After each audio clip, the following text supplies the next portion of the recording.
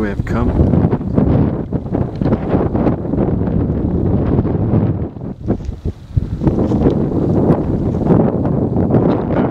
Back side of the island.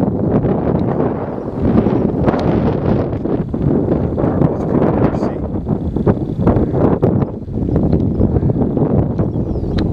Land's End, right back there. I've probably got about another hour to go. And then I've got to hightail it back along the coast to Starlight Beach for the night. This side's so quiet and peaceful. The other side, you can see the clouds still raging with wind. It's easy to see why that side's so eroded. This hike I got from this is a copy from a magazine, a book I got from the library.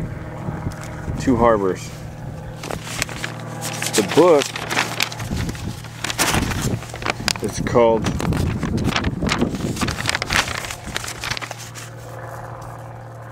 A Foot and a Field in Los Angeles. It's got the Parsons Landing. That's my other video on YouTube. And it has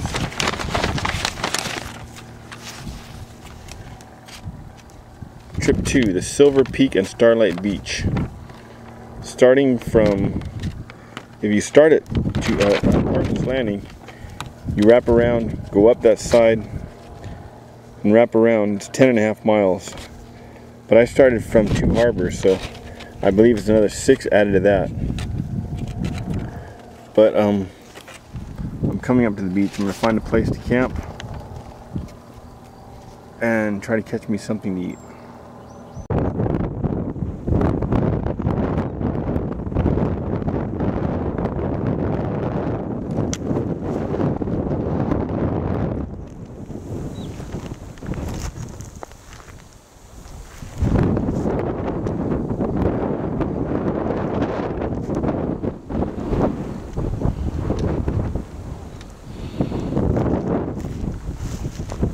Okay, Silver Peak Trail came down and right over in that area. It probably would have been about an hour, hour and a half to go over to Land's End, but it's incredibly windy up there. There's no actual trail. You're kind of walking on the sides of this mountain here, and with that wind, you lose your footing. You're gonna go straight into the ocean, and there's really no way out unless you swim all the way down around here to Starlight Beach, which is right there, Starlight Beach. So I skipped that. I'm close enough to it. So now I'm going this way, looking for a beach I can fish on, possibly sleep for the night. After you come down off the Silver Peak Trail, you continue on the Silver Peak Trail. It goes around, hugs the coast in and out, up and down. Every time you go down, little miniature oak forest. It's really cool. There's quail in every one of them too. There's cactus all over the place. It's really beautiful. But this last one was steep. I'm not done yet. See what waits up around this corner.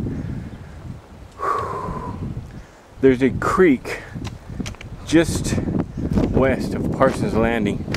Rather than go all the way around to Parsons Landing, I'm going to climb down through that creek, find myself a place to camp alongside that creek, right where it meets the ocean.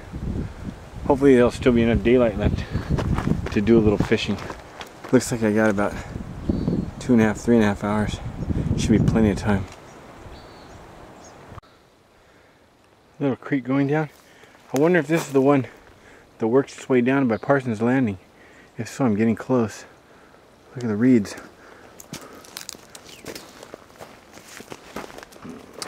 At the bottom of those reeds, there's a root that's edible. But I'm not that hungry yet. Although I am running low on fuel. It's been a long day. I've yet to find one place where I can actually access the beach. It's all like this.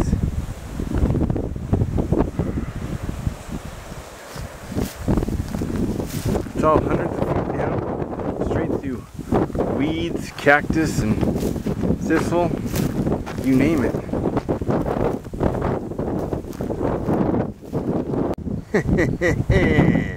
Parsons Landing.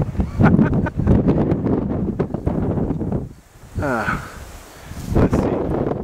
All the way down, around over there. Down through there. But it looks like there's a few sites that are open. They shall be mine.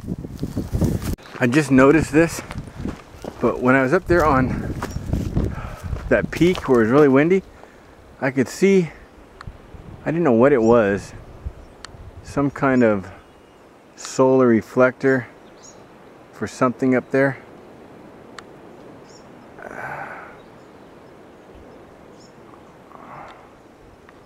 Anyway, I was on the other side. I was the other side of that, a few hundred yards back, and I came all the way down around to Land's End and back. Sometimes I amaze even myself. And this time I brought no Newcastle. I gotta wait till I get back to town tomorrow. To show you that I did the complete island, the west end of the island in one day. There's that bird rock in Two Harbors.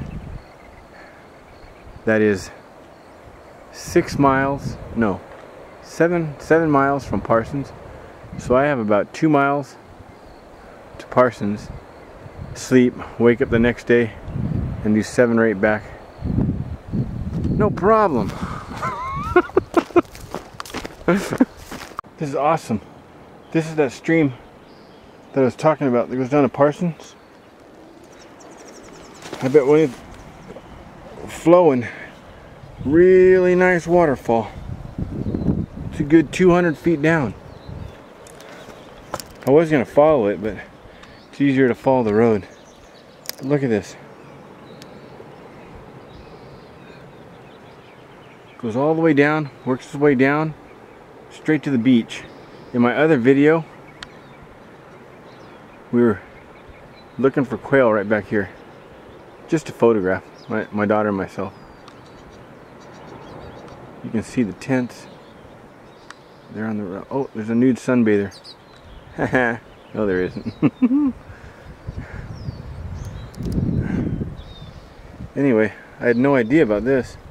It's pretty cool. Where we came from, Catalina Trail, Starlight Beach, 4.2 miles.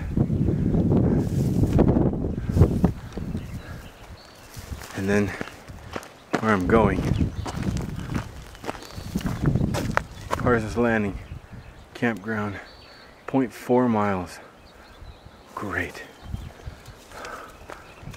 I'll get there just in time to get the sun down, I believe. Well, I made it. I'm sleeping on the beach tonight. I can't really get the sun down. It's blocked by that outcrop of rock there. Well, this is where I slept. That's my pack, Go Light Jam. I'll show you what's in it a little later. It's real windy right here. Just woke up. I slept in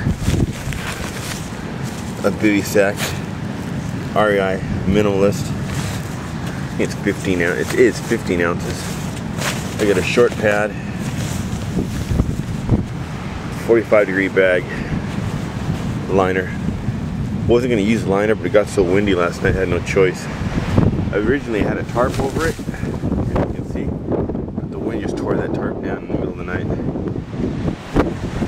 This block, somebody else built this block. There's another one over there. I showed you that on my other Catalina video. They're still here. A month and a half later, they're still here. They're all over the place. There's a couple other people camping back there. They were here when I got here. And there's 2 guys over there also. And then there's somebody way over there. Those are the people you saw from up on that cliff. there. Anyway, I've already been in the ocean. I already took a dip. People looked at me like I was crazy. It was freezing. That wind. I'm gonna cover the speakers, but look at the white caps. Look at the white caps on the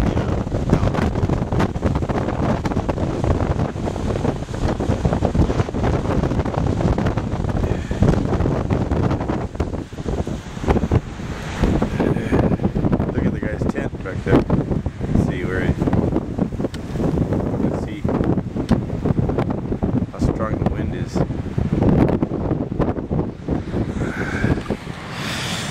This is down. Okay, now it's down below the wind block. I came in last night. I made myself my one meal, which was a beef stew, really good mountain house. But I set up my bivvy,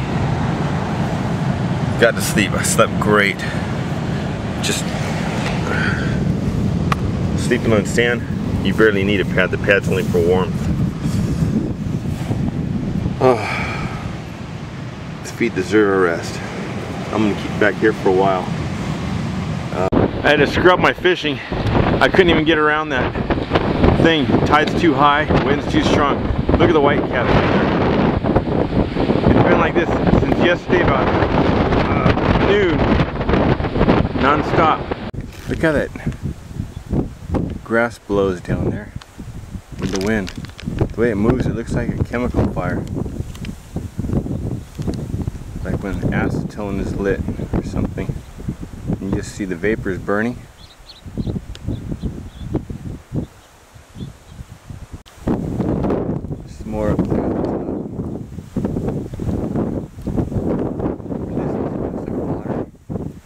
Water running uphill. So I'm making some really good time.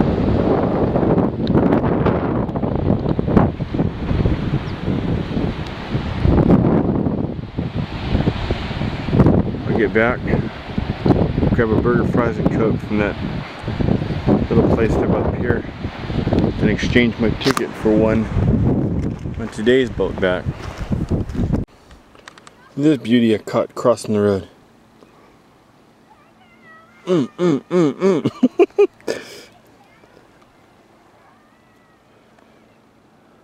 It's a long one. Doesn't really hurt when they bite, watch. Not poison or anything.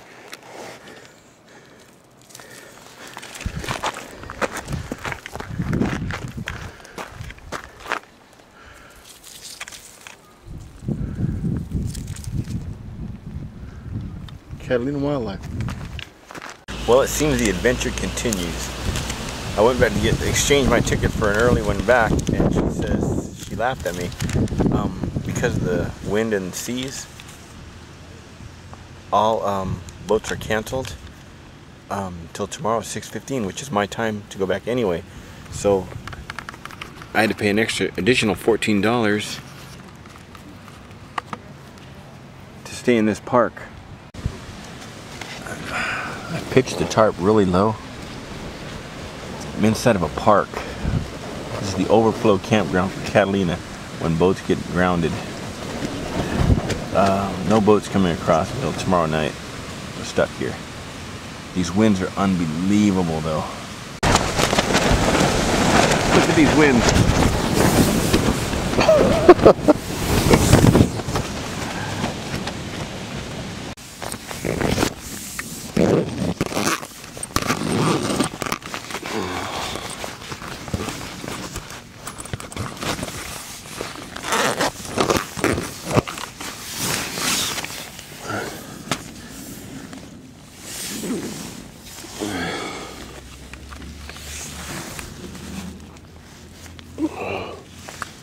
Small, but it kept me warm. And it was very light to carry. Okay, check this out. I was camping right there. Cleaned up, walked over, check on the boat status, and I come back and look what wandered into camp. That's awesome. Once in a lifetime you get this close to a buffalo.